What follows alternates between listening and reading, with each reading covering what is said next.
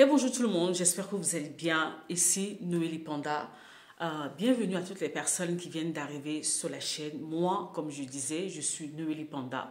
Je suis la personne qui te parle de ta santé mentale, de ta guérison intérieure, de ta vie spirituelle, de ta maturité émotionnelle et spirituelle. En gros, en fait, on combine les deux ensemble sur cette chaîne. Donc, si tu viens d'arriver, installe-toi confortablement. Tu es au bon endroit. Aujourd'hui, on va parler d'un sujet important, comme d'habitude. Mais tout d'abord, si tu n'es pas encore abonné à la chaîne, abonne-toi. Active la cloche de notification, comme ça, dès qu'il y a une vidéo, tu es au courant.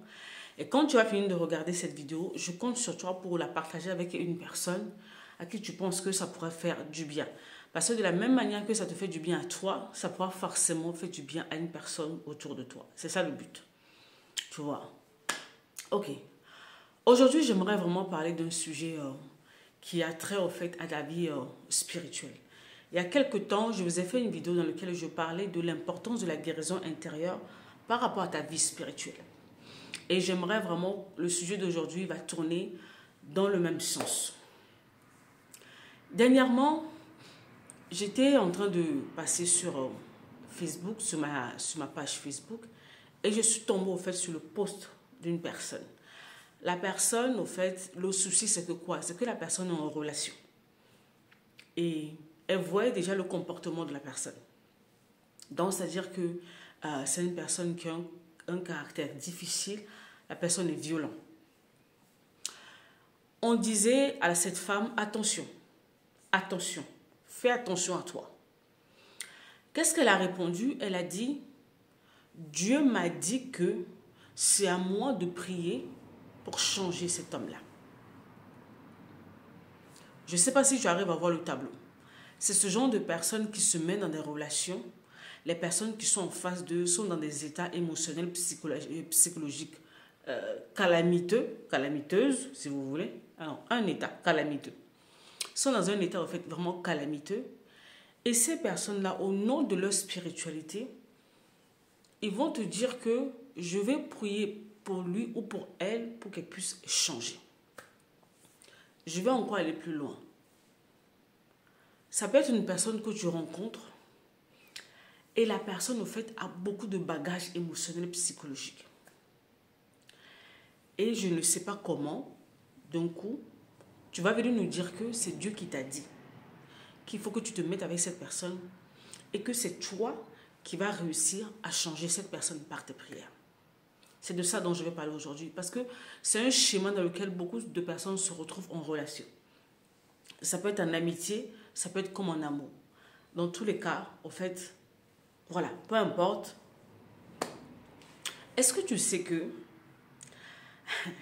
si tu es blessé, ton âme est blessée, tu vas même entendre au fait des voix, tu vas être persuadé que c'est Dieu qui te parle. Mais en réalité, ce sont tes blessures qui parlent, en fait. C'est l'un des pièges, en fait, qui guettent les chrétiens, les chrétiennes qui ne sont pas restaurés. Parce que quand on te parle de l'âme, on te parle du sang. Tu vois. Et le sang a une voix. Par moments, tu vas entendre des voix, tu vas te dire, non, ça c'est Dieu qui me parle. Mais je t'assure que si tu prends ça et que tu le calques sur la parole de Dieu, tu vas te rendre compte que ça ne colle pas au fait, c'est ce que tu dis. C'est pour ça qu'on vous dit que peu importe la manière dont tu entends Dieu te parler, ce que tu vas entendre là ne doit pas aller au fait à l'encontre de la parole de Dieu. Donc, soyez sûr que vous êtes d'abord assis dans la parole de Dieu. Comme ça, quand vous allez entendre une voix, vous allez avoir une conviction ou quoi que ce soit, vous saurez que non, ça ce n'est pas moi-même qui me convainc de quelque chose, ça c'est Dieu qui me parle. Parce que par moment, vous pouvez entendre votre propre voix. Et souvent, ces propres voix, en fait, viennent de vos vécus, de vos expériences. Et par moments, des traumas. Et tu vas le calquer, en fait, sur Dieu. Par moment, tu peux te retrouver, au fait, à avoir des rêves. Tu vas dire que c'est Dieu qui me parle. Alors que non. Même tes traumas créent des choses. Parce que pour toi, c'est la norme. Parce que c'est ça. Attention à ne pas mélanger vos propres voix issues de vos blessures émotionnelles et la voix de Dieu. Et voilà comment cette dame dont je vous parlais en début de vidéo, elle est rentrée dans la relation, elle a commencé à prier pour son mari. Apparemment, ça fait plus de 12 ans. Le monsieur est dans le même état, ça s'est même empiré. Elle se pose maintenant la question comment elle va faire. Qu'est-ce qu'elle va faire? Qu'elle prie, mais ses prières ne marchent pas. Alors qu'au départ, elle a dit que c'est Dieu qui lui avait dit qu'elle devait prier pour que la personne puisse changer. 12 ans après ces prières, la personne est toujours au point mort, puis la personne a encore régressé. Entre-temps, le mariage s'est écoulé, il y a des enfants qui sont maintenant au milieu, il y a plein de choses. Par moment, tu vas te lever, un homme, tu vas te lever pour aller faire un choix. Un homme ou une femme, tu fais un choix, tu vas vivre au fait des choses juste pas possibles dans ta relation et tu vas mettre ça sur non. En fait, c'est Dieu qui m'a dit de supporter. Si vous vous rappelez, pour les personnes qui sont sur la chaîne depuis l'année dernière, depuis la fin de l'année dernière, je vous parlais du retour à soi. Quand je vous parle du retour à soi, en réalité, on parle de quoi? De vous asseoir avec vos vies. Pourquoi, en fait? Pourquoi tu es censé t'asseoir avec ta propre vie? Je vais t'expliquer pourquoi. Je prends un exemple concret. Imagine au fait que tu as grandi dans un environnement où tu as dû prendre des responsabilités très tôt. Donc très tôt, au fait, tu as joué le rôle des parents. Et sans te rendre compte, tu as déjà développé ce qu'on appelle le syndrome de sauveur. Tu aimes sauver les mondes. Donc à l'âge adulte, tu vas te rendre compte que les relations dans lesquelles tu vas aller, les personnes que tu vas attirer dans ta vie, les personnes que tu vas accepter dans ta vie, ça va être des personnes qui ont des vies chaotiques. En fait, ça va être des personnes qui ont besoin de toi.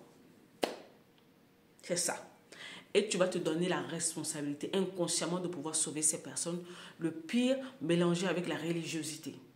Non, Dieu m'a dit que.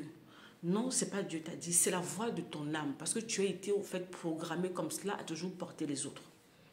Maintenant que tu vas aller prendre cette personne qui est dysfonctionnelle et tu vas te positionner comme le parent, comme le sauveur, comme tout ce que tu veux.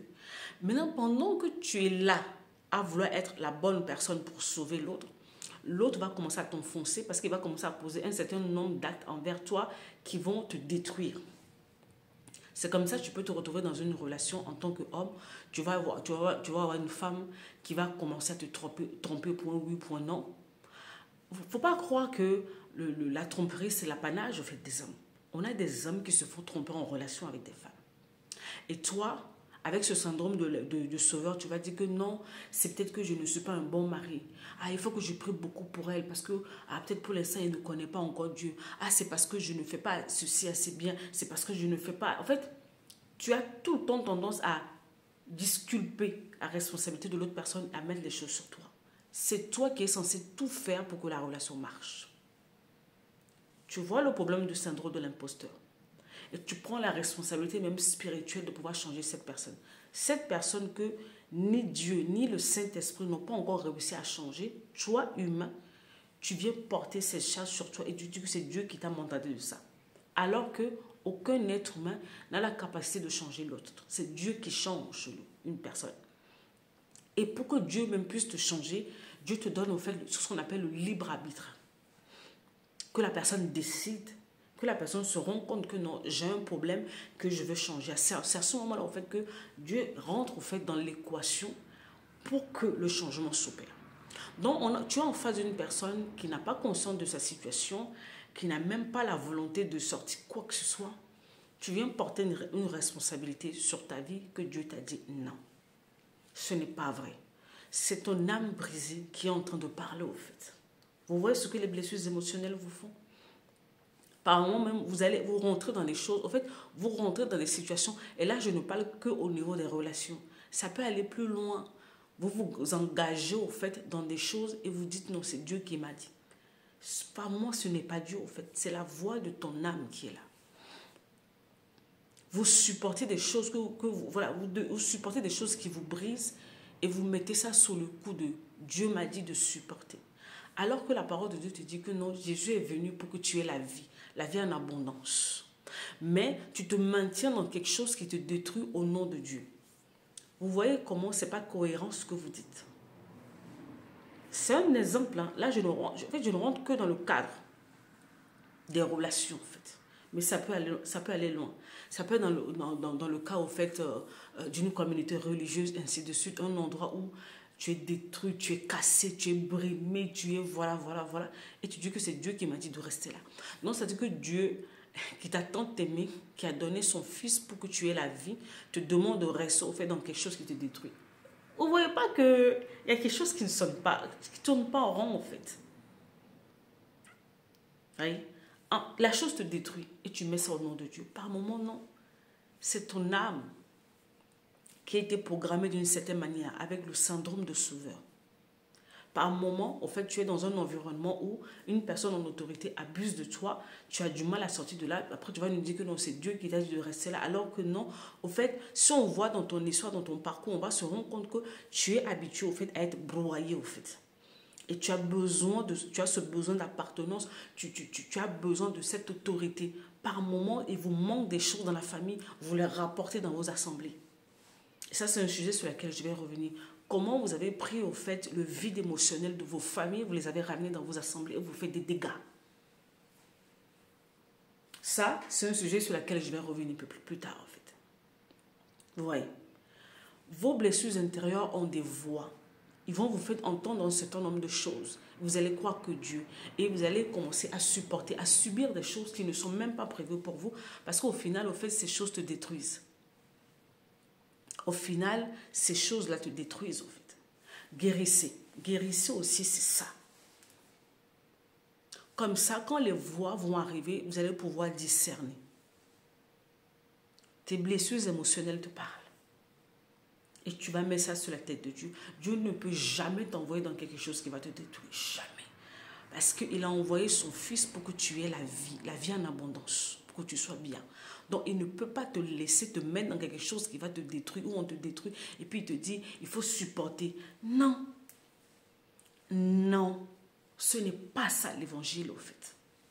Oui, je sais qu'on vous a habitué à cet évangile de souffrance. Il faut supporter, il faut, pour paraître bien. Alors que non, la Bible te dit que Jésus est venu pour que tu aies la vie en abondance. La vie en abondance. On n'est pas là pour te détruire dans une relation, dans un environnement, dans une famille ou quoi que ce soit. Pour la liberté, pour la vie. Alors, toi qui es en train de subir quelque chose quelque part et qu'on te dit que non, c'est Dieu qui a dit, réfléchis. Par moment, je vais revenir sur ça. Par moment, on prend même la parole pour vous manipuler, pour vous maintenir dans quelque chose qui vous fait souffrir pendant des années. Dieu n'est pas là-bas.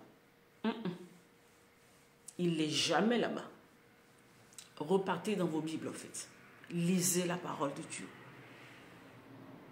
Vos blessures parlent. Quand on vous dit de guérir, ça va changer même votre capacité à écouter Dieu.